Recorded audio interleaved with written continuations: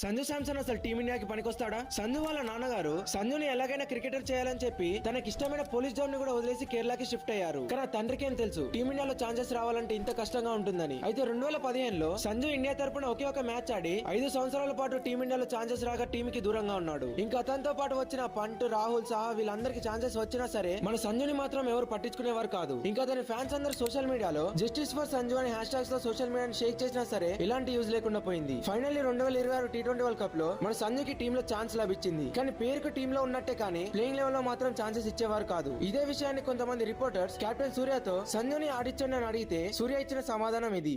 मतलब आप बोल रहे हो मैं अभिषेक की जगह पे खिलाऊंगा, तो मतलब तिलक की जगह खिलाऊंगा. ఇలా తక్కువ చేసి మాట్లాడిన సూర్యతోనే గ్రౌండ్ లో సలాం కొట్టించుకున్నాడు మన సంజు. ఇది కేవలం ఒక ఆట మాత్రమే కాదు, గాయపడిన సింహం నుంచి వచ్చే శ్వాస గర్జన కన్నా భయంకరంగా ఉంటుందనడానికి ఒక పర్ఫెక్ట్ ఎగ్జాంపుల్. ఈ వీడియోని